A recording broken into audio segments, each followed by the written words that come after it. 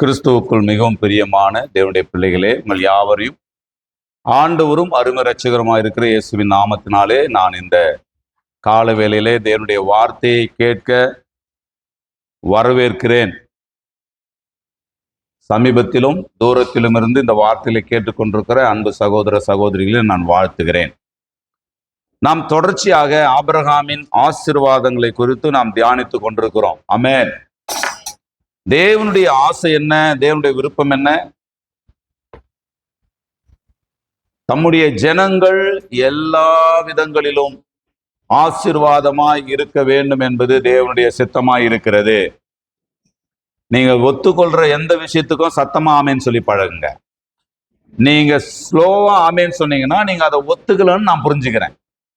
நீங்க எதை நீங்கள் அக்ரி பண்றீங்களோ, எதை நீங்க ஒத்துக்கொள்றீங்களோ அந்த காரியங்களுக்கு சத்தமாக அல்லேலூயா ஆமேன்னு சொல்லி பழக வேண்டும். அன்புக்குரியவர்களே, ஆண்டவருடைய மனதை நாம் புரிந்து கொள்ள வேண்டும். ஆண்டவருடைய விருப்பத்தை நாம் புரிந்து கொள்ள வேண்டும். தேவன் மனிதனை அதிகமாய் நேசிக்கிறார். ஆண்டவர் மனிதர்களை எல்லா விதங்களிலும் சந்தோஷமாய் வாழ வேண்டும் என்று ஆண்டவர் விரும்புகிறார். அதைத்தான் தன்னுடைய பரிசுத்தவான்கள் மூலமாக, தான் தெரிந்து கொண்ட தேவ மனிதர்கள் மூலமாக இந்த உலகத்துக்கு அவர் அநேக காரியங்களை சொல்லி வைத்து போயிருக்கிறார். எழுதப்பட்டிருக்கிற இவைகள் எல்லாம் நமக்கு என்னவா இருக்குதா? திருஷ்டாந்தங்களா இருக்கிறதா. அதாவது மனிதர்களிடத்துல தேவன் எதிர்பார்க்கிறதை மனிதர்களிடத்திலிருந்தே ஆண்டவர் கற்றுக் கொடுக்க விரும்புகிறார். புரிதன்றவங்க. ஆகவேதான் பரலோகத்தில் இருந்து தேவனாய் இருந்தவர் பரலோகத்திலிருந்து பேசி கொண்டிருந்ததை விட தேவன் மாம்சத்திலே வந்து பேசினவைகளை அதிகமாக நாம் கவனிக்க வேண்டியது அவசியமாய் இருக்கிறது. மனிதர்களை கொண்டு மனிதர்களுக்குள்ளே ஒருவேளை அது சீர்திருத்தமா இருக்கலாம், சமாதானமா இருக்கலாம், சுகமா இருக்கலாம், அது ஒருவேளை அவர்களை உருவாக்குவதா இருக்கலாம், ஆசீர்வதிப்பதா இருக்கலாம். மனிதர்களை கொண்டு இவைகள் எல்லாம் தேவன் மனிதர்களுக்கு செய்திருக்கிறார் என்கிற அந்த அறிவை, சத்தியத்தை அறிகிற அறிவை கொண்டு எல்லா நன்மைகளையும் தேவன் மனிதர்களுக்கு செய்ய வேண்டும் என்று விரும்புகிறார். ஆதியாகமம் 24ஆம் அதிகாரம் 1ஆம் வசனத்தை நான் வாசிக்கிறேன். ஆதியாகமம் 24:1. ஆபிரகாம் வயது சென்று முதிர்ந்தவனானான். கர்த்தர் ஆபிரகாமை சகல காரியங்களிலும் ஆசீர்வதித்து வந்தார். ஆசீர்வதித்தார் அப்படின்னு வசனம் முடிதா? ஆசீர்வதித்து வந்தார் அப்படின்னு சொல்லி இருக்குதா? அப்படியானால் ஆசீர்வதித்துக் கொண்டே இருந்தார் என்று அர்த்தம். சகல காரியங்களிலும் கர்த்தர் ஆபிரகாமை ஆசீர்வதித்துக் கொண்டே இருந்தார். வயது சென்று முதிர்ந்த வயது ஆகும் பொழுது நல்லா புரிந்து கொள்ளணும், நன்மையும் கிருபையும் ஒரு கட்டத்தோடு நிற்க போறது இல்லை. தேவ மனிதர்களுடைய வாழ்க்கையில, தேவ பிள்ளைகளுடைய வாழ்க்கையில அது தொடங்கினது பொழுது அது எவ்வளவு பெரிதா இருந்ததோ அதை விட அது தொடரும் பொழுது அது அதிக பெரிதா இருக்க போகிறது. தேவனுடைய பிள்ளைகளை நல்லா கவனித்துக் கொள்ளுங்க. உலகத்துல நம்மை சஞ்சலப்படுத்துகிற, நம்மை துக்கப்படுத்துகிற, வெக்கப்படுத்துகிற, வேதனைப்படுத்துகிற 1000 காரியங்கள் உலகத்தில் இருக்கலாம். ஆனால் தேவன் தம்முடைய ஜனங்களுக்கு துக்கத்தையோ, வெக்கத்தையோ, வேதனையோ, அவமானத்தையோ, வருத்தத்தையோ அல்ல, மாறாக சந்தோஷத்தை, சமாதானத்தை, ஆசீர்வாதத்தை, சுகத்தை, பலத்தை, ஜீவனை, ஆரோக்கியத்தை கட்டளையிட்டு இருக்கிறார். அதை பெருக பண்ண அவர் வல்லவராயிருக்கிறார். காலங்களிலே நீங்கள் ஆண்டவருடைய இருதயங்களை, ஆண்டவரே நீங்கள் என்னை குறித்து, என்னுடைய வாழ்க்கையை குறித்து நீங்கள் இப்படிப்பட்ட எண்ணமுடையவராய் இருக்கிறீரா? ஸ்தோத்திரம். கர்த்தர் தயாள பிரபுவா இருக்கும் பொழுது மற்றவர்கள் உங்கள் மேல் வன்கண்ணை வைப்பதல்ல. சில நேரங்களில் கர்த்தர் உங்களை குறித்து என்ன பெரிய திட்டம் வச்சுங்கிறார் என்பது உங்களுக்கே தெரியாம போயிருந்தனால உங்களுக்கு நீங்களே வன்கண்ணரெல்லாம் மாறிடுறீங்க.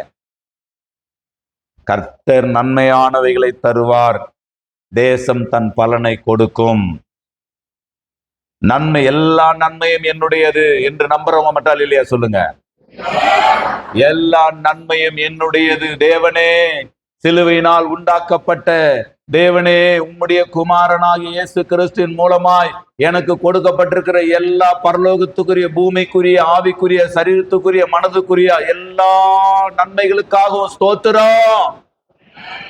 நீங்கள் இதை புரிந்து கொள்ள வேண்டும்.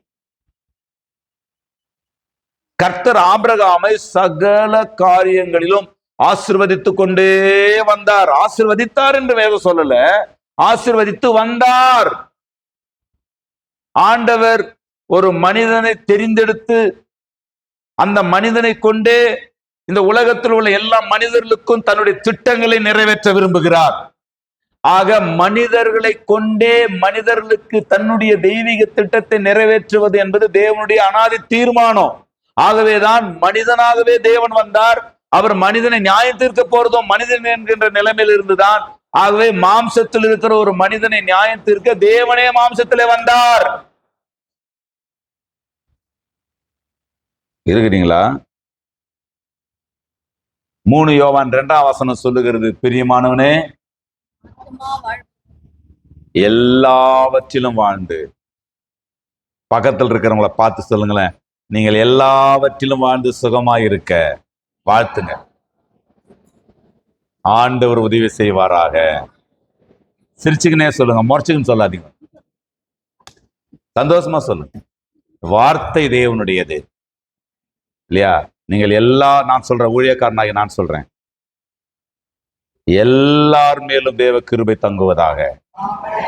இங்க உட்கார்ந்து இருக்கிற ஒருவராகிலும் தேவனுடைய ஆசீர்வாதத்துக்கு வெளியே போகாமல் இருப்பீர்களாக வாழ்த்துகிறேன், மனதார வாழ்த்துகிறேன். எல்லாவற்றிலும் வாழ்ந்து நீங்கள் சுகமாய் இருப்பீர்களாக.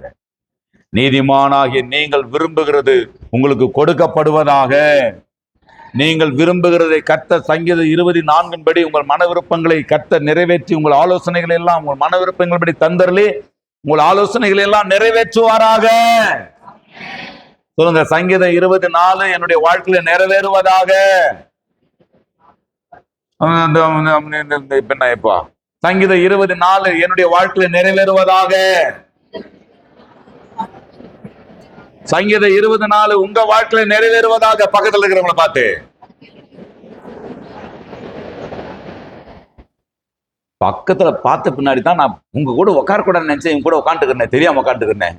ஐயோ, ஏசு நல்லவர். எதிலையாவது வாழ்ந்து சுகமா இருப்பதா? எல்லாவற்றிலும் வாழ்ந்து சுகமா இருப்பதா? நாம் வருத்தப்படுகிற எந்த காரியத்திற்கும் தேவன் நம்மை வருத்தப்படுத்த விரும்புவதே கிடையாது. பேசுறது புரியுதுங்களா? நீங்கள் வியாதினாலே வருத்தப்படுவது தேவ சித்தம் அல்ல. நீங்கள் கடன்களினால் வருத்தப்படுவது தேவ சித்தம் அல்ல. நீங்கள் சமாதான குறைவினால் வருத்தப்படுவது தேவ சித்தம் அல்ல. நீங்கள் பரிசுத்த குறைவினால் வருத்தப்படுவது தேவ சித்தம் அல்ல. நீங்கள் திருப்தி இல்லாமல் ஒரு வாழ்க்கை வாழ்கிறதே அதனால் வருத்தப்படுறீங்களா? அது தேவ சித்தம் அல்ல. தம்முடைய ஜனங்களுக்கு நன்மையை மட்டுமே செய்கிற நல்ல தேவன். வேதம் சொல்லுகிறது, என் ஜனங்கள் நான் அளிக்கும் நன்மையினால் திருப்தி ஆவார்கள். Complete blessing. ஏதோ ஒரு பக்கத்தை வந்து சந்தோஷம். மனிதர்கள் எப்படி இருக்கிறோம் பாருங்க, மனிதர்கள் எல்லாருமே எப்படி இருக்கிறோம், யாரா இருக்கட்டும், ஏதோ ஒரு பக்கத்தை சந்தோஷப்படுத்திட்டு மறுபக்கத்தை துக்கப்படுத்திடுறாங்க இல்லையா? ஏதோ ஒரு பக்கத்துல நமக்கு துணையா நின்றுட்டு 9 பக்கத்துல நமக்கு எதிராக நிற்கிறாங்க இல்லையா மனிதர்கள்? ஏதோ ஒரு பக்கத்துல நம்மளை மகிழ்ச்சி படுத்திட்டு பல பக்கத்துல நம்முடைய இருதயத்தை ஈட்டியால குத்துறாங்க மனிதர்கள். சில நேரத்துல கணவர் என்கிற வடிவத்துல, சில நேரத்துல மனைவி என்கின்ற வடிவத்துல, சில நேரத்துல பிள்ளைகள் என்கிற வடிவத்துல, சில நேரத்துல கூட பிறந்தவர்கள் என்கிற வடிவத்துல, ஏதோ சில நேரங்களில நமக்கு சின்ன ஒரு சந்தோஷத்தை கொடுத்து விட்டு நம்மிடத்திலிருந்து பெரிய நிம்மதியை எடுத்து விடுகிறது இந்த உலகம். ஆனா தேவன் தம்முடைய ஜனங்களுக்கு கொடுக்கிற வாக்குத்தத்தம் என்ன தெரியுமா? எல்லாவற்றிலும் நீங்கள் திருப்தி அடைந்திருப்பீர்களாக, எல்லாவற்றிலும் நீங்கள் வாழ்ந்திருப்பீர்களாக, எல்லாவற்றிலும் தேவ தயவு உங்கள் மேல் தங்கி இருப்பதாக. தம்மை விசுவாசிக்கிற தம்முடைய ஜனங்களை எல்லா காரியங்களிலும் வாழ்ந்தவர்களை சுகமாயிருக்க பண்ண தேவன் விரும்புகிறார். சங்கீதம் 90:15 சொல்லுகிறது, நீடித்த நாட்களால் ஆபத்து காலத்தில் நான் அவனோடு இருந்து அவனை தப்புவித்து அவனை என்ன பண்ணுவேன்? கவனிக்கிறீங்களா? சங்கீதம் 90:15 சொல்லு. 91 சாரி மன்னிக்கணும், 90:15 வாசிங்க. 90:15 வாசிங்க. தேவரீர் எங்களை சிறுமப்படுத்தின நாட்களுக்கும் தேவரீர் எங்களை சிறுமப்படுத்தின நாட்களுக்கும் நாங்கள் துன்பத்தை கண்ட வருஷங்களுக்கும் சரியா எங்களை மகிழ்ச்சியாக்கும். அதாவது நல்லா புரிந்து கொள்ளுங்க, தேவன் யாரையும் சிரமப்படுத்தல, அவர்களுடைய புரிதல் அப்படி இருந்துச்சு. நாம ஒரு விஷயத்தை செஞ்சு நாம போய் சிக்கல்ல சிக்கிக்கின்னு பழைய தூக்கி யார் மேல போடுறது? ஏசப்பா மேல போடுறது. கர்த்தர் இருந்திருந்தா என்னை இருந்து காப்பாத்தி இருக்க கூடாதா? சொல்றோமா இல்லையா? கர்த்தர் இருந்திருந்தா இந்த பிரச்சனையில நான் சிக்கிறதுக்கு முன்னாடி, இந்த ஆபத்துக்கு நான் போறேன் எப்ப 50 கிலோமீட்டர் வேகத்துல ஓடுன்னு ஆண்டவர் அறிவு கொடுத்துக்கிறாரு. இன்னும் 110 கிலோமீட்டர் வேகத்துல ஓடிட்டு கொண்டு போய் மோதிட்டு மண்டையை உடச்சுக்கின்னு கர்த்தர் என்னை காப்பாத்தாம விட்டாருன்றிய. கர்த்தர் உன்னை காப்பாத்துறதுக்காக தான் 50 கிலோமீட்டர் போகும்போது ஜாக்கிரதை மகனேன்னு சொன்னாரு. எத்தனை பேருக்கு புரியுது? தோத்திரம். கடாயில எண்ணெயை வச்சுட்டு வெளியே போய் வேலை செய்யாத, வெளியே வேலை செஞ்சுட்டு கடாயில எண்ணெய் ஊத்து அப்படின்னு கர்த்தர் ஒருத்தர் மூலமா உன்னை எச்சரித்தாரு. நீ என்ன பண்ண? கடாயில எண்ணெயை ஊத்திட்டு அதுக்கப்புறம் போய் சாமான் தொலைக்கு போயிட்ட. எண்ணெய் காஞ்சி காஞ்சி காஞ்சி தீஞ்சி எரிஞ்சி கேஸ் வெடிச்சு பிற்பாடு கர்த்தர் என்னை காப்பாற்றாமல் போய்விட்டாரே, கர்த்தாவே, அப்படியெல்லாம் புலம்ப கூடாது. உலகம் அப்படிதான் இருக்குது. கர்த்தர் எப்படி இருக்கிறாரு? எல்லாவற்றிலும் ஒரு மன நிம்மதி. துன்பத்தை கண்ட நாட்களுக்கும் சிறுமைப்பட்ட வருஷங்களுக்கும் நீங்க துன்பப்பட்டீங்க. நல்லா கவனிச்சிருக்குங்க. நேற்றைய துயரம் எல்லாம்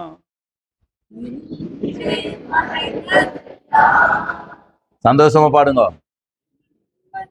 நேற்றைய பிரச்சனையை விட இன்று பெருசு ஐயா, அப்படின்ற மாதிரி யோசிக்காதீங்க. நேற்றைய கடன்காரனை விட இன்றைய கடன்காரன் பெருசு, அப்படி யோசிக்காதீங்க. நான் சொல்றேன், நீங்கள் துன்பத்தை கண்ட உங்கள் நாட்களை அவர் கணக்கில் வைத்திருக்கிறார். மனிதர்கள் நேரத்துக்கு உங்களுடைய பிரச்சனையில பங்கெடுக்கிறவங்க, ஆனா எல்லா நேரத்திலும் உங்க பிரச்சனையில துணையாய் நிற்கிறவர் தேவன் ஒருவரே. உங்களை துணையா இருக்கிறதுனால என்ன பண்ண போறாரு? என் சமூகம் உனக்கு முன்னாடி போகும். என் சமூகம் உனக்கு முன்னாடி போகணும்னா அர்த்தம் என்ன? என் சமூகம் உனக்கு முன்னாடி போகணும்னா அர்த்தம் என்ன? நீ சந்திக்க போகிற பிரச்சனைகளை நான் செம்மைப்படுத்திடுவேன். நான் உனக்கு முன்னே போய் கோணலானவைகளை நான் செவ்வையாக்கிடுவேன். நீ சமாதானமான தாபரங்களிலே வாழப்போகிறாய். நீங்க நல்லா கவனிச்சுங்க. என் தகப்பனும் தாயும் என்னை கைவிட்டாலும் கர்த்தர் என்னை சேர்த்துக் கொள்வார். நான் நம்பினவர்கள் என்னை கைவிட்டார்கள், ஆனா என்னை நம்பினவர் என்னை கைவிடவே இல்லை. போன வாரம் இதை சொன்னோம். உங்களை அழைத்தவர் எப்படிப்பட்டவரா? நாம உண்மை இல்லாதவர்களாய் இருந்தாலும் அவர் உண்மை உள்ளவராய் இருக்கிறாரா? உண்மை உள்ளவர் நம்மை அழைத்திருக்கிறதுனால அவர் எதை செய்ய நினைக்கிறாரோ அதை செய்ய அவர் வல்லவராய் இருக்கிறார். அதை ஒருவரும் தடுக்கவே முடியாது. என் மேலும் உங்கள் மேலும், என் குடும்பத்தின் மேலும் உங்க குடும்பத்தின் மேலும், என் ஆவி ஆத்மா சரீரத்தின் மேலும் உங்க ஆவி ஆத்மா சரீரத்தின் மேலும் பரலோகத்தின் தேவன் தரப்போகிற நன்மையை, சுகத்தை, ஆசீர்வாதத்தை, சமாதானத்தை ஒருவராலும் கெடுக்க முடியாது, எடுக்க முடியாது. நம்புறவங்க மாத்திரம். துன்பத்தை கண்ட நாட்களுக்கு சிறுமைப்பட்ட வருஷங்களுக்கும் ஈடாய் அல்ல. அன்னைக்கு அவங்க ஈடா இருந்தா போதுன்னு நினைச்சாங்க. அப்படியே நீங்க உபாகமம் 1:11 வந்தீங்கன்னா துன்பத்தை கண்ட நாட்களுக்கும் சிறுமைப்பட்ட வருஷங்களுக்கும் ஈடாக சொல்லல. அங்க வாசிங்க, உபாகமம் 1:11 வாசிங்க. நீங்கள் இப்பொழுது இருக்கிறதை பார்க்கிலும் 1000 மடங்கு அதிகமாகும்படி உங்கள் பிதாக்களின் தேவனாகிய கர்த்தர் உங்களுக்கு சொல்லியபடியே உங்களை ஆசீர்வதிப்பாராக. 1000 மடங்கு நன்மை பெருகணும். இப்ப இருக்கிற நிம்மதியை விட 1000 மடங்கு நிம்மதி பெருகணும். விசுவாசிக்கிறவங்க அல்லேலூயா சொல்லுங்க. இந்த உலகத்தில் உள்ள எல்லாமே உங்களுக்கு இல்லைன்னாலும் நான் சொல்றேன், உங்களை நிம்மதியாய், சந்தோஷமாய், ஆசீர்வாதமாய், சுகமாய், ஆரோக்கியமாய், தீர்க்காயுசாய் நீங்கள் விரும்புகிற நன்மையை பார்க்கலாம். அதிக அதிக அதிக அதிக நன்மையை 1 மடங்கு, 10 மடங்கு, 100 மடங்கு, 500 மடங்கு அல்ல, 1000 மடங்கு தந்து எல்லா நிலைகளிலும் நம்மை பெருகச் செய்து, வளரச் செய்து, வாழச் செய்கிற மனம் கொண்டவர் நம்முடைய ஆண்டவர். நீங்க இதை விசுவாசிக்கலன்னா நீங்க எங்கேயாவது ஆண்டு பார்ப்பாரு, நீ ஆமேன்னு சொல்லல, ஸ்தோத்திரம், இருதயத்துல விசுவாசிக்கிறத வாயில அறிக்கை பண்ணலடான்னு சொன்னா ரட்சிப்பு கன்ஃபார்ம் ஆகுமா? இருதயத்துல விசுவாசிக்கிறத வாயில அறிக்கை பண்ணலடானா ரட்சிப்பு டிக்ளேர் ஆகுமா? முடிவுக்கு வருமா? வராது. அப்படியானால் இருதயத்துல என்ன விசுவாசிக்கிறீங்களோ அதை வாயில அறிக்கை பண்ணுவதற்கு அடையாளம் தான் ஆமென் அல்லேலூயா. இப்ப சொல்லுங்க ஆமென். 1000 மடங்கு நீங்கள் நல்லா இருப்பீர்களாக. ஆமென். ஏன் சொல்லல? ஸ்தோத்திரம். அவர் பாக்குறாரு, எப்பா நீ விசுவாசித்தால் தெய்வ மகிமைய, நீ விசுவாசித்தா வாய் திறந்து ஆமென் சொல்லி இருப்ப, நீ விசுவாசிக்க மாட்டேன்ற. நான் இப்ப இருக்கிற நிலைமையே போதுன்றீங்களா? நான் சொல்றேன், இந்த சபை இப்ப இருக்கிறத விட 1000 மடங்கு பெருகுவதாக. இங்க இருக்கக்கூடிய விசுவாச மக்கள் 1000 மடங்கு உங்களுடைய விசுவாசத்துல பெருகுவீர்களாக. நீங்கள் எல்லாவற்றிலும் வாழ்ந்து சுகமாய் இருப்பதை தேவன் விரும்புகிறார். ஆபிரகாமின் ஆசீர்வாதங்கள் என்னென்ன சுருக்கமா தியானிச்சுட்டு நாம போறோம். முதலாவது ஆதியாகமம் 24:35 வாசிங்க. ஆதியாகமம் 24:35. கர்த்தர் என் எஜமானனை மிகவும் ஆசீர்வதித்திருக்கிறார். எலியேசர் மூலமாக ஆபிரகாம் பொண்ணு பார்க்கறதுக்காக, ஈசாக்குக்கு பொண்ணு பார்க்கறதுக்காக எலியேசரை ஆபிரகாம் அனுப்புகிறார். கவனிங்க, பைபிள் படிக்கும்போது பைபிள் பாருங்க, பிரசங்கம் பண்ணும்போது பிரசங்கியார பாருங்க. ஆபிரகாம் தன்னுடைய மகனாகிய ஈசாக்குக்கு ஒரு பொண்ணை பார்க்கணுன்றதுக்காக, நல்லா புரிந்து கொள்ளணும், பொண்ணு பார்க்கிற படலத்தை எல்லாம் பாஸ்டர் மூலமா செய்யணும். ஹலோ, கர்த்தருக்கு பாஸ்டர் முன்ன வச்சு செய்யணும். சிலருக்கு பாஸ்டர் மூலம் செய்யணும்னு ஆசை, ஆனா பாஸ்டர் முன்ன வச்சு செய்யணும்னு ஆசை இல்லை. அப்படின்னு சிலர் இருக்கிறாங்க. கர்த்தர் நல்லவர். என்ன கவனிக்கிறீங்க? வாலி பையனே, வாலி பொண்ணு, ரொம்ப அன்பா சொல்றேன், தாழ்மையா சொல்றேன், உனக்கான ஒரு எதிர்காலத்தை நீ யோசிப்பாயானால் அது பரலோகத்துக்கு வந்து சேர்றதா இருக்கணும். 1. 2வது, குறைந்தபட்சம் ஒரு 24-25 வயதாவது ஆகணும். 3, அட்லீஸ்ட் ஒரு 25,000 ரூபாயாவது மாசம் நீ சம்பாதிக்கணும். 4, உன் உழைப்பால் கட்டப்பட்ட ஒரு வீடு உனக்கு இருக்கணும். வாலி பொண்ணுங்களுக்கு சொல்றேன், இந்த மாதிரி எல்லாத்துக்கும் மேல ரட்சிக்கப்பட்டு சபைக்கும் சத்தியத்திற்கும் சப்போர்ட்டா இருக்கக்கூடியவங்களா இருக்கணும். அப்படிப்பட்டவங்களை நீ சூஸ் பண்ணலடான்னு சொன்னா நீ ஜூஸ் ஆயிடுவ. ஏதாவது புரியுதா? புரியலையா? எல்லாருக்கும் விளங்குதாம்மா?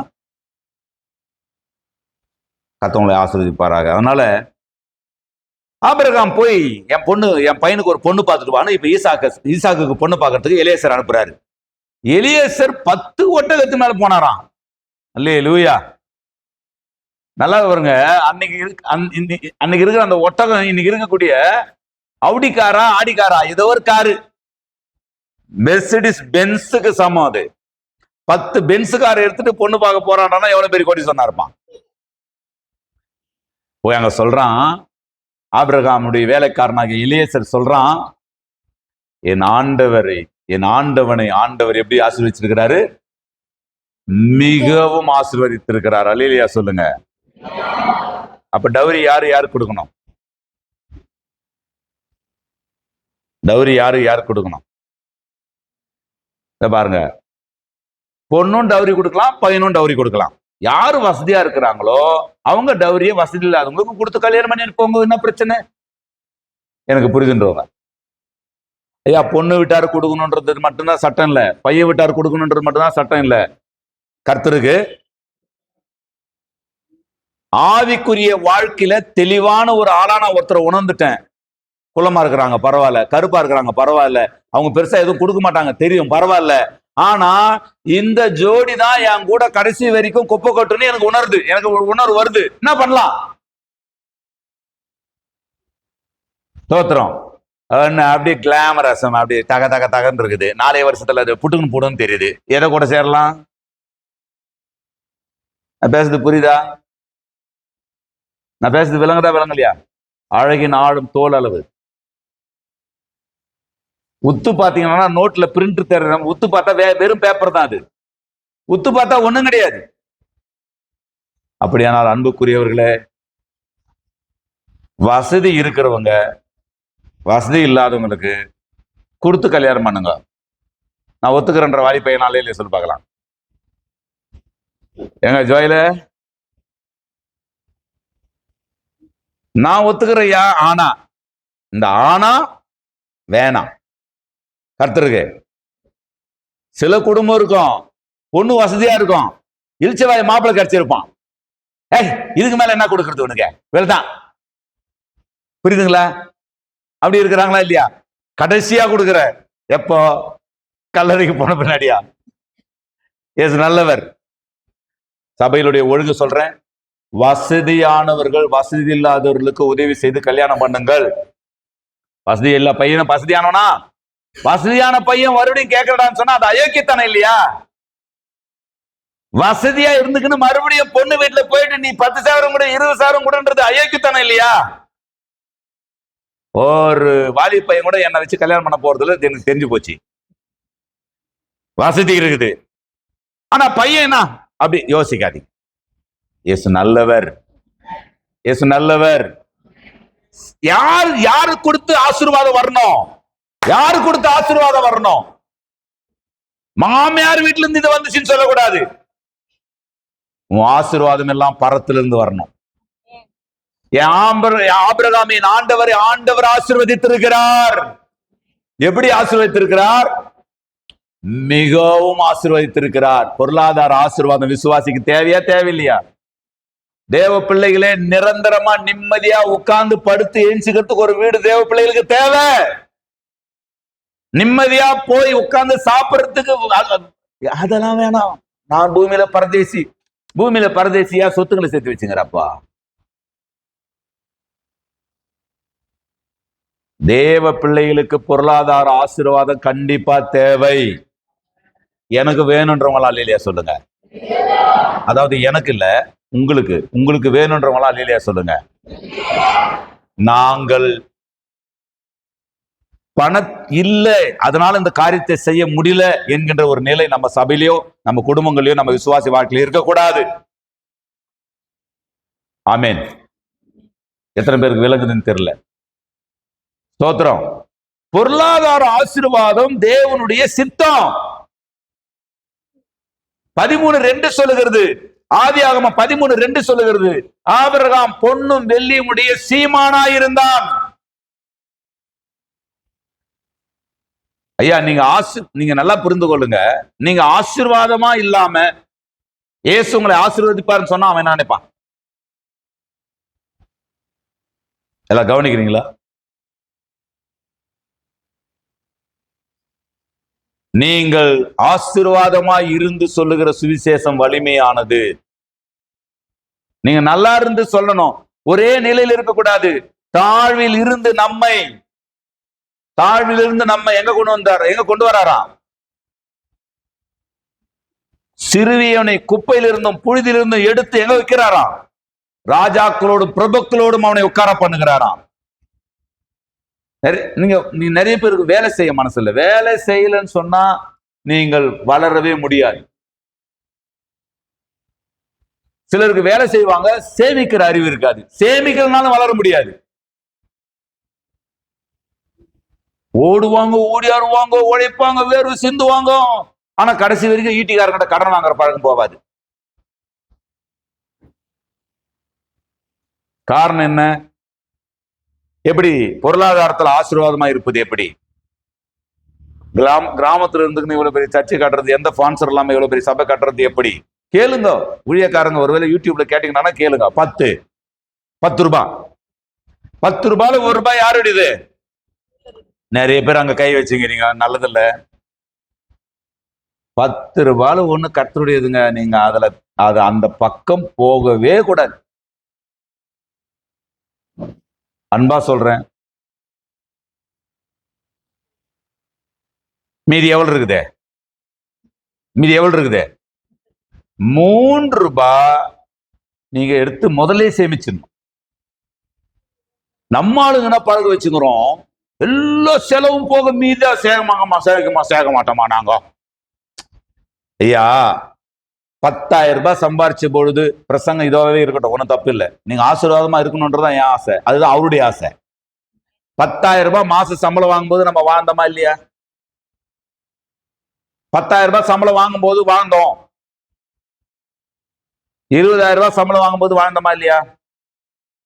இப்போ 40,000 ரூபாய் சம்பளத்தை நீங்க என்ன சம்பளமா நினைக்கணும்? 30,000 ரூபாய் சம்பளமா நினைக்கணும். 10,000 ரூபாயை சேமிப்பில் வச்சிடணும். எனக்கு புரியுதுன்றோம்.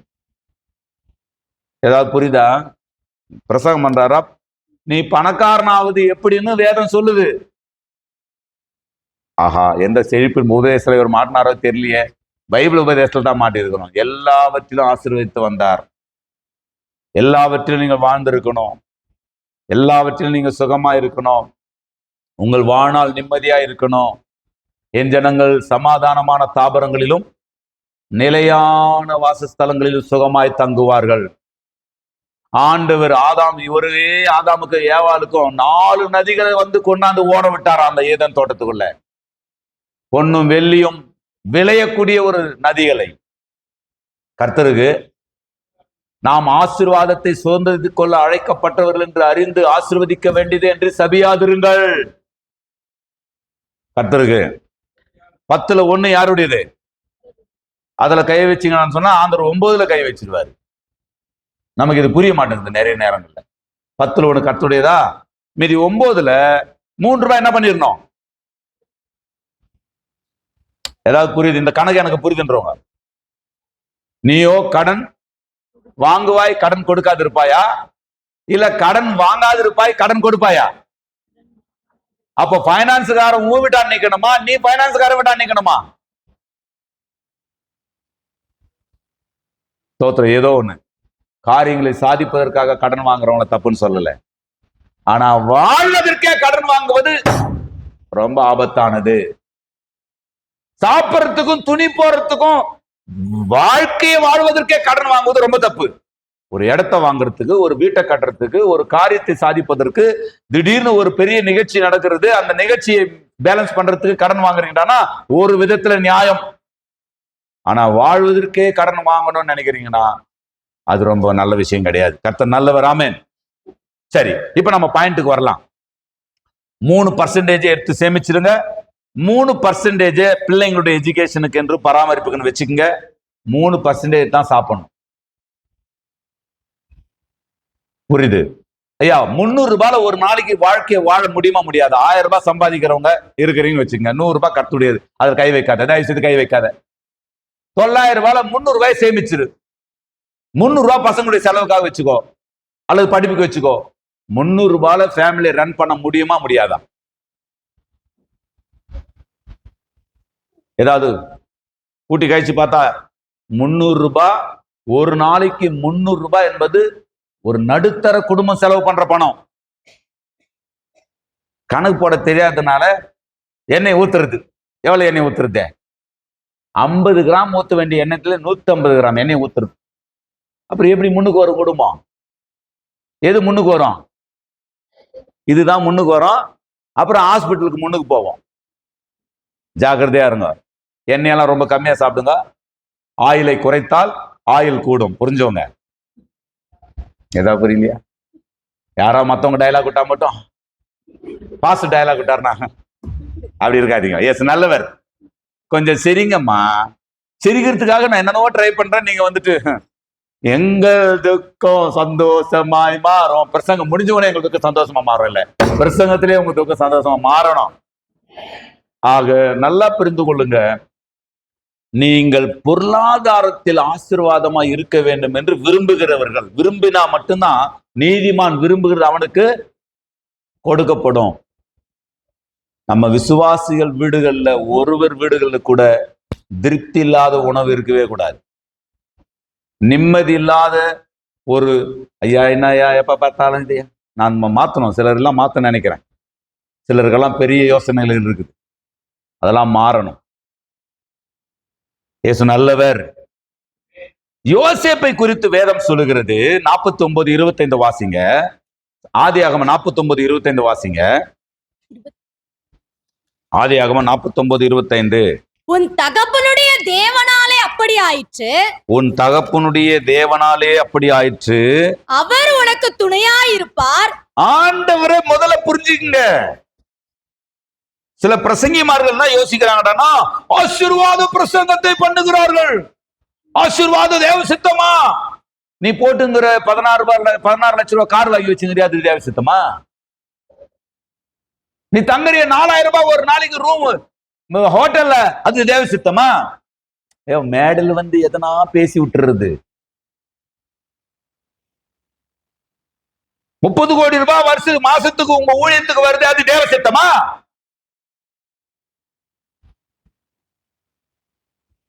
என்ன கம்மனே இருக்கிறீங்க? எங்கேயோ ஒரு கிராமத்துல இருக்கிற ஒரு ஊழியக்காரன் 25 வருஷத்துக்கு அப்புறமா கொஞ்சம் கஷ்டப்பட்டு கொஞ்சம் சேர்த்து கீத்து ஏதாவது ஒரு ஓட்ட டப்பா வாங்கிட்டான்னா சொன்னா அவன் பொருளாதாரத்துல செழிப்படைஞ்சிட்டானா. இப்ப என்ன செழிப்படைஞ்சா என்ன பிரச்சனை உனக்கு? இப்போ கிரீன் கார்டு வச்சுக்கணும்னு நினைச்சா வெளிநாட்டுக்கு போய் வர நீ இங்க இருக்கிற 25 வருஷம் 30 வருஷம் ஊழிய செய்யற ஒரு ஊழியக்காரன் வாங்குற ஒரு செகண்ட் ஹேண்ட் காரன் நீ வசதின்னு சொல்ற, அல்லது அது பொருளாதார அதாவது பிராஸ்பரிட்டி காஸ்பல் சொல்றடானா, உன்னை போல ஒரு அயோக்கியன் இருக்க முடியுமா? இப்படிப்பட்ட அயோக்கியர்களுக்கு பின்னாடி நிக்கிறவங்க யாரா இருப்பாங்க யோசித்து பாருங்க.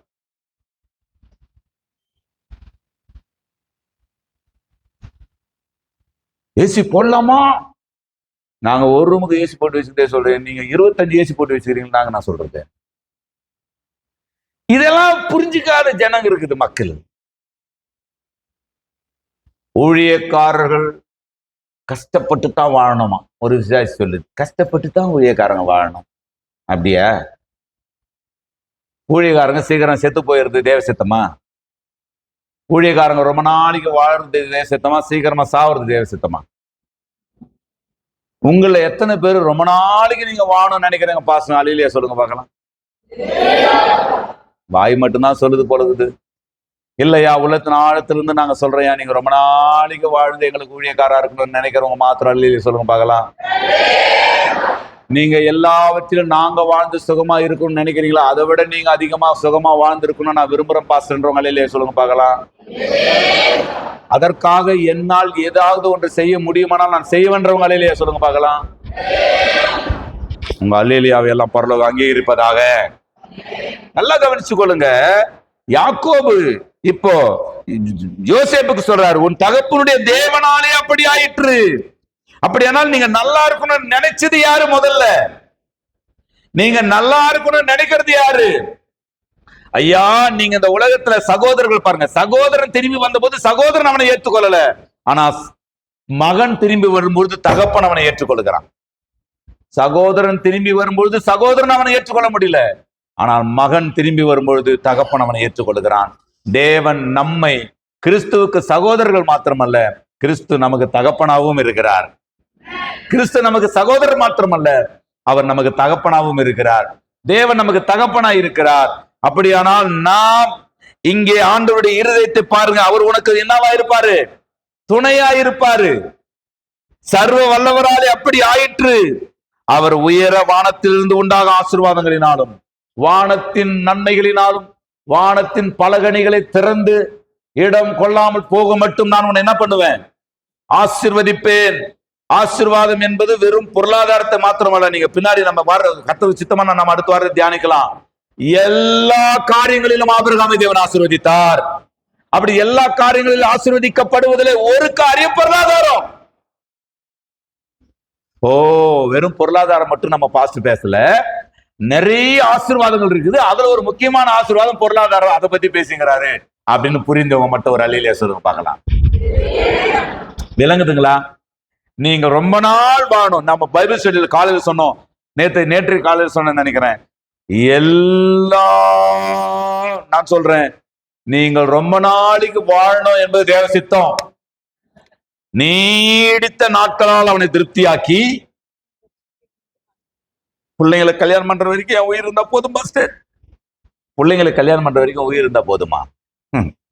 எதுக்காக நான் இந்த பூமிக்கு அனுப்பப்பட்டோனோ அதை நிறைவேற்றி முடிக்கிற வரைக்கும் எனக்கு வாழ்க்கை வேண்டியது அவசியமா இருக்கிறது. எனக்கு புரியுதுன்றவங்க பின்னாடி எல்லாம் புரியுதா? எதற்காக ஐயா நீங்கள் இந்த பூமிக்கு இப்ப முடிச்சுட்டு எல்லாத்தையும் முடிச்சுட்டு இனி ஆண்டவருடைய வருகைக்காக நான் காத்திருக்கிறேன். எல்லாத்தையும் முடிச்சிட்டியே, நீ வந்த நோக்கத்தை முடிச்சியா? எல்லா பிள்ளைங்களுக்கும் நான் செய்ய வேண்டியதெல்லாம் செஞ்சுட்டேன். அந்த புள்ளைய அமெரிக்காவில் செட்டில் பண்ணிட்டேன், இந்த புள்ளைய ஆஸ்திரேலியா செட்டில் பண்ணிட்டேன், அந்த புள்ளைய லண்டன்ல செட் பண்ணிட்டேன், இந்த புள்ளைய சுவிட்சர்லாந்து செட் பண்ணிட்டேன். நிம்மதியா இருக்கிறேன், ஹாப்பியா இருக்கிறேன்.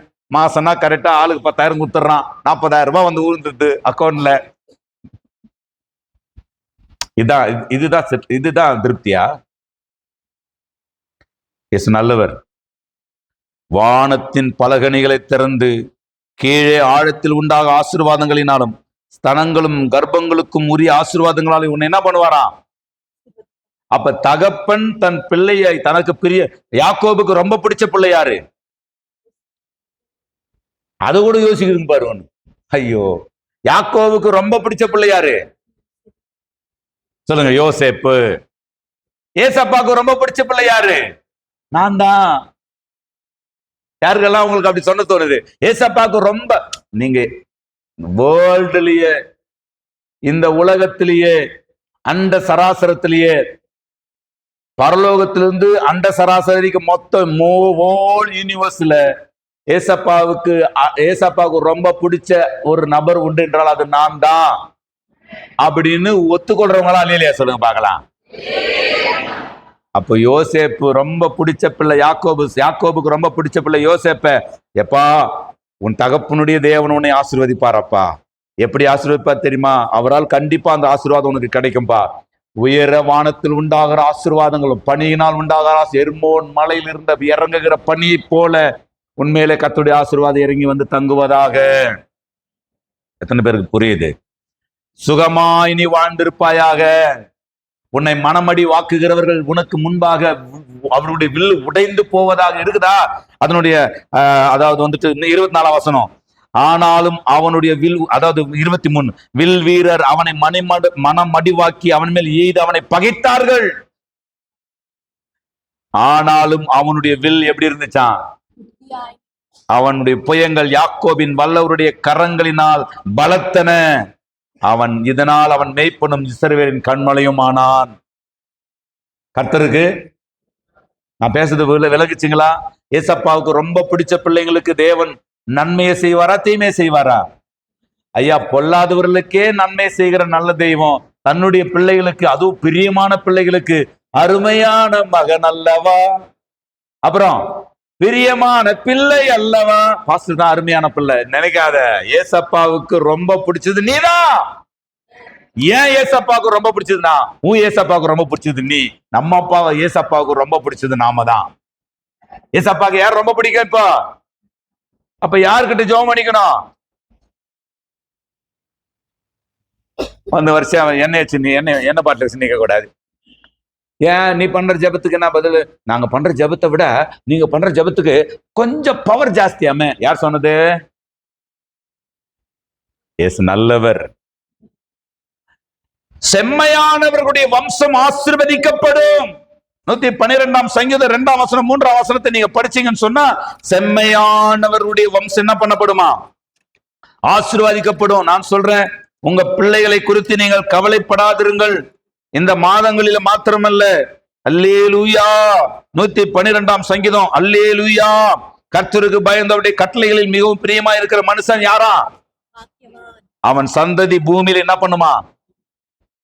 என் சந்ததி பூமியில பலத்திருக்கணும்னு ஆசைப்படுறவங்க இல்லையா? சொல்லுங்க. என் பிள்ளைகள் இந்த பூமியின் உயர்ந்த ஸ்தானத்துல வந்து வாழணும்னு நினைக்கிறவங்க இல்லையா? சொல்லுங்க. உன் வேதம் சொல்லுகிறது, உன் சந்ததியின் மேல் என் ஆவியையும் உன் சந்தானத்தின் மேல் என் ஆசீர்வாதத்தையும் ஊற்றுவேன். உங்கள் பிள்ளைகள், ஆமேன் ஸ்தோத்திரம், மலையின் மேலே, ஆமேன் ஸ்தோத்திரம், ஒளி, அதாவது வந்து பட்டணங்களிலே, மலைகளின் மேலே பட்டணங்களா இருப்பார்களாக. விளக்கு ஏற்றப்பட்ட விளக்காய் அவர்கள் வாழ்க்கை ஒளி வீசுவதாக. ஆண்டவர் அப்படிப்பட்ட பொருளாதாரம் நன்மைகளால், படிப்பால், அறிவால், ஆற்றலால், உயர்வால் உயர்ந்து நிற்கிற ஒரு கோபுரமாய் உங்கள் பிள்ளைகளை, சந்ததிகளை உயர்த்தி ஆசீர்வதித்து உங்களை மகிமைப்படுத்துவாராக. விசுவாசித்தால் மாத்திரம் கரங்களை உயர்த்தியவர்கள் இல்லையா? சொல்லுங்க பார்க்கலாம். தேவனே, எங்களுக்கு நன்மை உண்டாக எங்களை நினைத்தருளும். நீங்க இதை மறக்கவே கூடாது இல்லையா? செம்மையானவருடைய வம்சம் ஆசீர்வதிக்கப்படும். 3ஆம் வசனம், ஆஸ்தியும் ஐஸ்வர்யமும்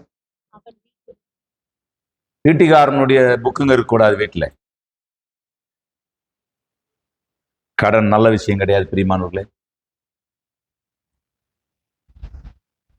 முடிந்த வரைக்கும் இருக்கிற கடத்தை அடைச்சிருங்க. எல்லாருக்கும் சொல்றேன்.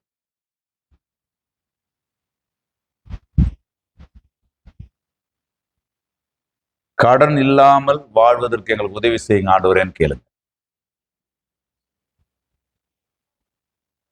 20 வருஷம் வேலை செய்து ஒரே நாள் கல்யாணத்துக்கு அந்த பணத்தை செலவு பண்ணாதீங்க.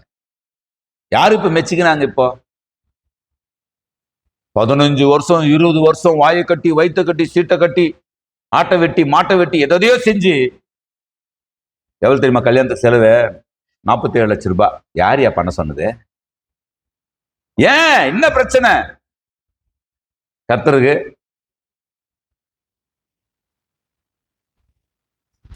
உங்க வீட்டுல ஆஸ்தியும் ஐஸ்வர்யம் பெருகுவதாக, உங்களுடைய குடும்பங்களிலே நீதியும் நியாயமும் நிலைத்திருப்பதாக. செம்மையானவர்களுக்கு இருளிலே வெளிச்சம் உதிக்கும், அவன் இரக்கமும் மனவுருக்கும் நீதியும் உள்ளவனாயிருப்பான். அது மாத்திரமல்ல, தேவ பக்தியில சந்ததி தீமோத்தேயுல, இதெல்லாம் பழைய ஏற்பாட்டில் இருக்குது பாஸ்டர். கர்த்தரின் ஆசீர்வாதம் என்னத்தை தருமா? கர்த்தரின் ஆசீர்வாதம் என்ன தருமா? அப்படியானால் ஐஸ்வர்ய தேவ சித்தமா இல்லையா? பொருளாதாரத்துல ஆபிரகாமை கட்ட மேன்மைப்படுத்த மேன்மைப்படுத்த மேன்மைப்படுத்த அந்த பகுதியில் இருக்கிற எல்லாருலயும் அவன் என்னவா இருந்தானா? செல்வ சீமானா இருந்தானா. காட்ஸ் பிரின்ஸ் என்று சொல்லப்பட்டிருக்குது ஒரு விதத்துல இல்லையா? a great God's prince, பெரிய தேவனுடைய இளவரசனா இருந்தான் என்று சொல்லப்பட்டிருக்கிறது. அது ஆபிரகாமுக்கு பொருந்தும், எங்களுக்கு பொருந்துமா? ஆபிரகாமின் தேவன், ஈசாக்கின் தேவன், யாக்கோபின் தேவன் எந்த தேவனாய் இருக்கிறார்? அவர் ஆபிரகாமுக்கு மாத்திரமா தேவன்? விசுவாசத்துக்குரியவர்கள் எல்லாருக்குமே ஆபிரகாமுடைய சந்ததி என்று எண்ணப்படுகிறார்கள். விசுவாசம் உள்ள ஆபிரகாமுடனே கூட அவர்கள் என்ன பண்ணப்படுறாங்களா? ஆசீர்வதிக்கவும் படுகிறார்கள். நிம்மதியான பேச்சை பேசி பழகுங்க. வீடுகள்ல கனத்துக்குரிய வார்த்தைகளை பேசி பழகுங்க. முதிர்ச்சியான வார்த்தைகளை பேசி பழகுங்க. உயர்வான வார்த்தைகளை பேசி பழகுங்க. வேல்யூவான காஸ்ட்லியான வார்த்தைகளை பேசுங்க. நான் பேசுறது புரியுதா? உங்க பிள்ளைகளை எல்லாம் டீ போட்டு பேசுறதை நிறுத்துங்க. டா போட்டு பேசுறதை முடிஞ்ச வரைக்கும் நிறுத்துங்க. எனக்கு நான் சொல்லிக்கிறேன், டீ போட்டெல்லாம் பேசுறதுக்கு வாய்ப்பு கிடையாது. என்னடா அப்படின்றது இப்போ அது ஃபீலிங் வருது எனக்கு. டா போட்டு பேச போறதில்ல. சின்ன குழந்தைங்களை கூட முடிஞ்ச வரைக்கும் டா போட்டு பேச போறதில்ல. அதுக்காக இன்னைக்கே மாறிடுவேன் நான் சொன்னா தெரியாது. இன்னைக்கே மாறிடுவேன்னா தெரியாது. வேல்யூவா பேசுங்க. உங்க பிள்ளைகளை, உங்க அப்பா அம்மாவை வேல்யூவா பேசுங்க. என்ன வரேன்னு சொன்னிய, வரவே இல்லையா, எப்ப வருவ? அப்பா கிட்ட பேசுது. வேல்யூவா பேசுங்க பிள்ளைங்களை. அவங்கள ராணிகளாய் கவனம், அவங்கள ராஜாவாய் பாருங்க. அவங்களை தேவனால் அபிஷேகம் பண்ணப்பட்டவர்களாய் பாருங்க. அவர்கள் மேல தேவனுடைய ஆசீர்வாதம் தங்க போகுது. அப்படி வேல்யூவா பேசுங்க. உங்க பிள்ளைகள் கிட்ட, உங்க அப்பா கிட்ட, உங்க அம்மா கிட்ட நீங்க பேசுறத பார்த்தா பக்கத்தில் உள்ளவங்களுக்கு பொறாம வரணும். சொல்லுங்கப்பா, எப்படிப்பா இருக்கிறீங்க? சொல்றா, எப்படிடா இருக்க? ரெண்டும் ஒன்றும் தப்பு இல்லை. ஆனா பக்கத்துல இருக்கிறவங்க பார்ப்பாங்க. சொல்றா, எப்படிடா இருக்கிற அப்படின்றதுக்கும் சொல்லுப்பா எப்படிப்பா இருக்கிறீங்க அப்படின்றதுக்கும் வித்தியாசம் இருக்குதுல்ல. வேல்யூவா பேசுங்க பிள்ளைங்க கிட்ட. மனைவி கிட்ட வேல்யூவா பேசுங்க. முடிஞ்ச வரைக்கும், எனக்கு நான் சொல்லிக்கிறது உங்களுக்கும் சொல்றேன், முடிந்த வரைக்கும் வேல்யூவா பேசுங்க. கர்த்தருக்கு என்னைக்காவது மனைவிக்கு நீ இல்லைன்னா நான் அந்த நிலைக்கு வந்திருக்க மாட்டேன்னு சொல்லியிருக்கீங்களா யாராவது? ஏய், நான் என்ன உனக்கு இன்னைக்கு இந்த நிலைமை அப்படிதான் சொல்லியிருக்கேன். தவிர நான் இல்லைன்னா உன்னை எவன் கல்யாணம் பண்ணியிருப்பான்? நான் அப்படிதான். இதெல்லாம் மாறணும். ஏசு நல்லவர், ஏசு நல்லவர். நீங்க பிள்ளைங்க கிட்ட சொல்லணும். மனைவி கிட்ட கூட சண்டை போட்டு கூட பிள்ளைங்க கிட்ட சொல்லணும், ஏய் உங்க அம்மா கிட்ட நான் சண்டை போறேன்னு நினைச்சிடாத. உங்க அம்மா இல்லை நான் சொன்னா நான் அந்த இடத்துக்கு வந்திருக்க மாட்டேன். அதனால அப்படின்னு பிள்ளைங்கக்கிட்ட, அம்மா நீங்க இத பத்தியா அப்பாவை பத்தி அம்மா கிட்ட பிள்ளைங்க வந்து குறைவா பேசக்கூடாது. அப்படி பிள்ளைங்க உங்ககிட்ட வந்து அம்மாவை பத்தி ஒருவேளை வேல்யூ குறைவா பேசினாங்கன்னா, அப்பாவை பத்தி வேல்யூ குறைவா பேசினாங்கன்னு சொன்னா, வாயை மூடு. என் புருஷனை பத்தி என்கிட்டயே குறையா பேசுறியா? ஏய், அப்படி சொல்லக்கூடாது மகனே. மக்களேன்னுவாங்க மலையாளிகள், ரொம்ப நல்லா இருக்கும் இந்த மூணார் பகுதியில. மக்களே, தெய்வம் நீங்களை அனுக்கிரகமாறாகட்டே, இல்லையா? எஸ், நல்லவர். நல்லா இருக்கணும்னு விரும்புறவங்க எல்லாம் நல்ல வேல்யூவா பேசுங்க, நல்ல மரியாதையா பேசுங்க, அன்பா பேசுங்க. அதுக்காக முற்றிலுமா மாறிட்டீங்களா இன்னைக்கு தெரியாது. அப்பப்போ கொஞ்சம் இடையில வந்துடும் கோபத்துல கேவத்துல, அது எல்லாத்தையும் மாத்திக்கங்க. ஐயா, கர்த்தருக்கு ஸ்தோத்திரம் ஐயா, எப்படிங்க இருக்கிறீங்க, நல்லா இருக்கிறீங்களா ஐயா, அப்படி நல்ல நல்ல மேன்மையா பேசுங்க.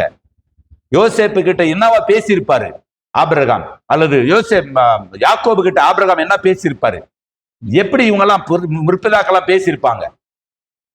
அப்படி ஒரு கற்பனை பண்ணி வாழுங்கள், சந்தோஷமாய் வாழுங்கள். பொருளாதார ஆசீர்வாதங்களை தேவ பக்தி இன்மைக்கும் மறுமைக்கும் உதவும் என்று வேதம் சொல்லுகிறது.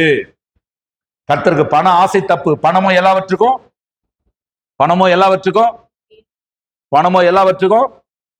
ஐயா, இப்ப ஆரணியில இருக்கிற சர்ச்சுக்கு நாம வந்து அங்க ஒரு சில வசதிகளை செய்ய வேண்டி இருக்குதா இல்லையா? வாங்கி போடப்பட்டிருக்கிற அள்ளியத்துல சபை கட்டணமா இல்லையா? போலூர்ல சர்ச்சு கட்டணமா இல்லையா?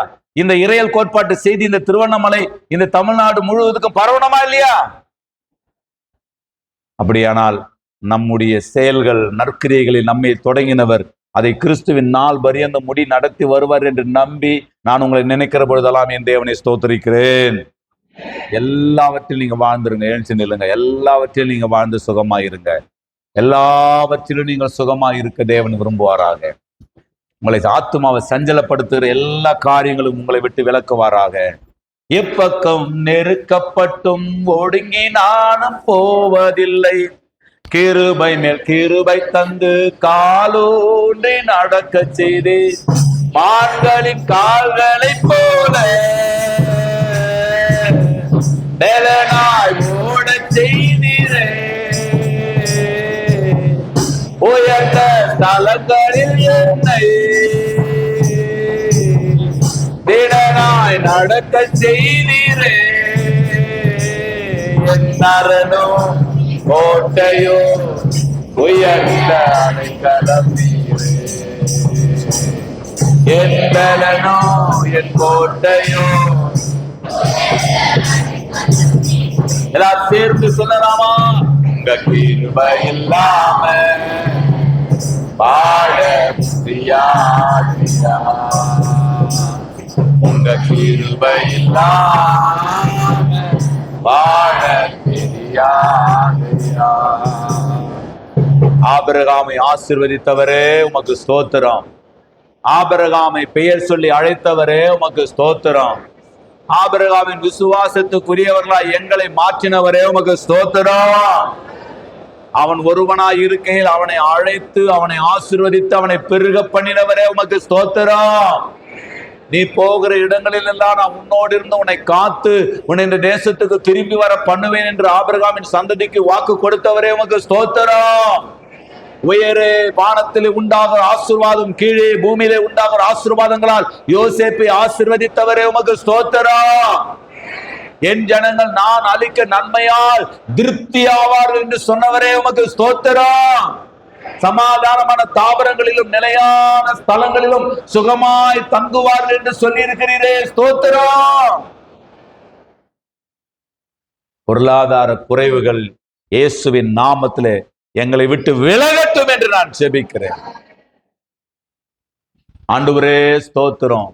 நிம்மதியாய் ஜனங்கள் வாழட்டும் ஆண்டவரே. அவர்கள் மனதை துக்கப்படுத்துகிற சஞ்சலப்படுத்துகிற எல்லா சஞ்சலத்துக்கும் அவர்களை விலக்கி 1000 மடங்கு அவர்கள் கண்ட துக்கங்களுக்கு பதிலாக அவர்களை சந்தோஷப்படுத்துவீராக. அவர்களை கீர்த்தியும் புகழ்ச்சியுமாய் மாற்றுவீராக. அவர்கள் துக்கத்தை கண்ட நாட்களுக்கும் சிறுமைப்பட்ட வருஷங்களுக்கும் ஈடாக மாத்திரமல்ல, மிகவும் மேலாக அவர்களை மகிழ்ச்சியாக்குவீராக. இந்த மாதங்களில் எல்லா நன்மைகளும் ஆண்டவரே உம்முடைய பிள்ளைகளை தொடருவதாக என்று நான் ஜெபிக்கிறேன். அவர்களுடைய பிள்ளைகளுடைய படிப்பு, அறிவு, ஞானம், அவர்களுடைய வேலைகள், வருமானங்கள், கையின் பிரயாசங்கள், அவர்களுடைய போக்கு வரத்து எல்லாம் 1000 மடங்கு பெருகட்டும். வடக்கிலும் கிழக்கிலும் தெற்கிலும் மேற்கிலும் இருந்து மாத்திரம் அல்ல, பரத்தை நோக்கி பார்க்கிறோம். ஆண்டவரே, பரத்திலிருந்து உம்முடைய பிள்ளைகளாகிய எங்களுக்கு எல்லா நன்மையும் கிருபையும் எங்களை தொடரச் செய்வீராக என்று நாங்கள் ஜெபிக்கிறோம். ஆண்டவரே, வாசல்களை, வழிகளை உண்டாக்குவீராக. வேலைகளை, வருமானங்களை பெருகச் செய்வீராக. நன்மையான எந்த ஈவும், பூரணமான எந்த வரமும் பரத்திலிருந்து உண்டாகிறது. கர்த்தாவே, நீர் அப்படி செய்கிறதற்காக உமக்கு நன்றி. ஆண்டவரே, உம்முடைய ஆசீர்வாதங்களால் எங்களை ஐஸ்வர்யவர்களால் மாற்றுவீராக. உம்முடைய ஜனமாகிய நாங்கள் சிறுமையும் எளிமையுமாய் இருப்பது உம்முடைய சித்தம் அல்ல. ஒவ்வொருவருக்கும் ஒரு சமாதானம் உள்ளத்தில் உண்டாகட்டும். பொருளாதார நெருக்கடியில் இருந்து அவர்களை விடுதலையாக்குங்க. கடன்களில் இருக்கிறவர்களை கடனில் இருந்து விடுதலையாக்குங்க. ஆண்டவரே, சஞ்சலத்திலே, கடனால் உண்டாகிற சஞ்சலம், தவிப்பில் இருந்து அவர்களை விடுதலையாக்குங்க. ஒவ்வொரு குடும்பத்திலும் பொருளாதார செழிப்பு உண்டாகட்டும். தகப்பனே, தேவன் தொடர்ந்து உம்முடைய பிள்ளைகளை ஆசீர்வதியும், தொடர்ந்து வழிநடத்தும். உம்முடைய நாமத்துக்கு மகிமையாக, உம்முடைய ஆண்டவரே ஸ்தோத்திர ராஜ்யத்தின் வளர்ச்சிக்காக பிரயாசப்படுகிறவர்களா எங்களை மாற்றுவீராக. ஆபிரகாம் கர்த்தர் ஆசீர்வதித்த பொழுது, ஆபிரகாமை கர்த்தர் மேன்மைப்படுத்தின பொழுது, கர்த்தாவே, ஆபிரகாம் உம்மை மேன்மைப்படுத்தினதை நாங்கள் வேதத்திலே தியானிக்கிறோம், வாசிக்கிறோம். ஆண்டவரே, நாங்கள் ஆசீர்வதிக்கப்படவும் உமக்கு ஆசீர்வாதமா இருக்கவும், கர்த்தாவே, நாங்கள் உம்முடைய சமூகத்தால் ஆசீர்வதிக்கப்பட, உம்முடைய சமூகத்துக்கு நாங்கள் ஆசீர்வாதமா இருக்க எங்களுக்குள்ளே ஒரு உணர்வை தருவீராக என்று நாங்கள் ஜெபிக்கிறோம். எல்லா துதி, கன, மகிமை, ஸ்தோத்திரம் எல்லாம் ஒருவருக்கே செலுத்தி கர்த்தராயிருக்கிற இயேசு கிறிஸ்துவின் மூலமாய் தாழ்த்தி ஒப்பு கொடுத்து ஜெபித்தோ எங்கள் ஜெபங்கள் எல்லாம் கேட்டீர் ஜீவனுள்ள நல்ல பிதாவே. சத்தம் உயர்த்தி சொல்லலாமா? என் ஆத்துமாவே